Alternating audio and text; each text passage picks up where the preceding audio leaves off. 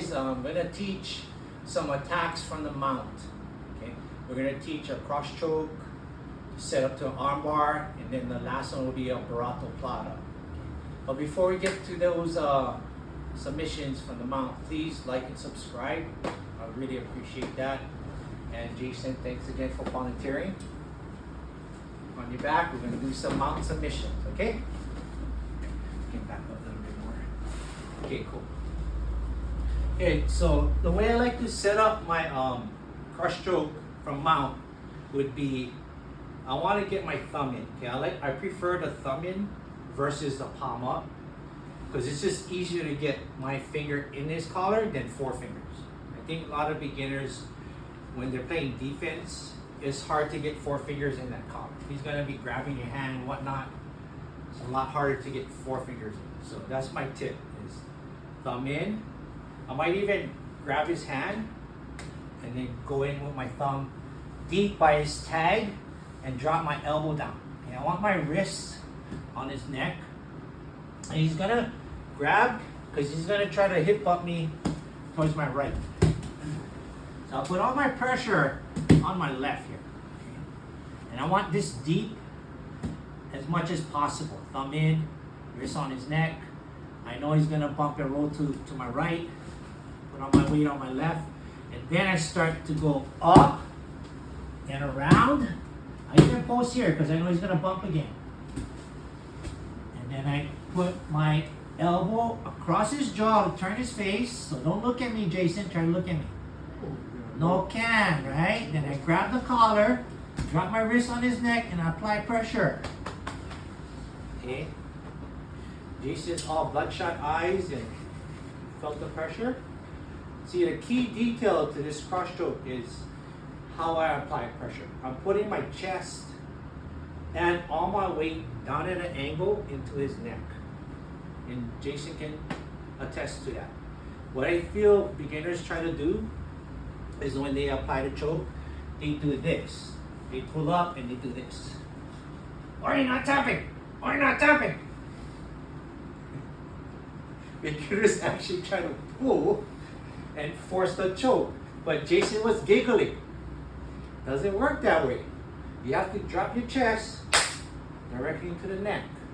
And you're going to get a quick tap as it's done correctly. I think that's the key detail to the cross choke. Thumb in. Drop your elbow down. Brace yourself. He's going to bump. Boom. Come across. Turn his jaw. Look away. Put that pressure. Drop your chest. Woo! How fast was that? Fast. Instantaneous, right? Yeah. That's when you do it correctly, guys. Okay. Next, we're going to do the arm bar. Okay. This is another one I like because he has to block the choke. Great. He's going to know, because he doesn't want to get choked, to stop my arm. Okay. I'm going to scoop his elbow and grab his side of his head to wrap that elbow up. Put pressure, scoop his other elbow, and I like to call this the elbow hug, and my hands are going to cup his head or his ears. Okay? He doesn't like this pressure. It's really sore in the shoulder. Right, Jason? Mm-hmm. Then I'll slide up. Okay? He's going to try to get his arm straight because it's a shoulder lock. There you go. Now you feel relief, Jason? Yeah. That's a natural reaction. We're going to hug the arms, slide up to S mount.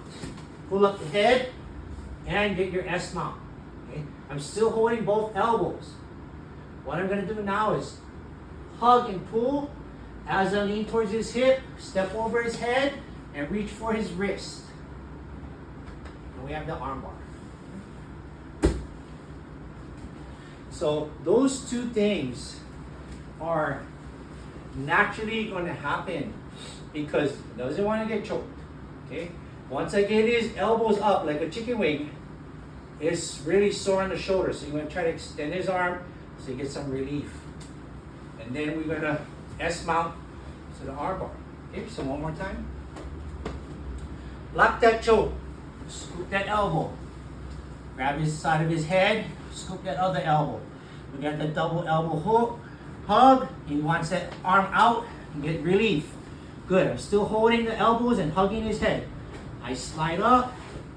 I sit S mount, and I hug both arms. I step over the head, and I can go for the arm bar here. Slowly.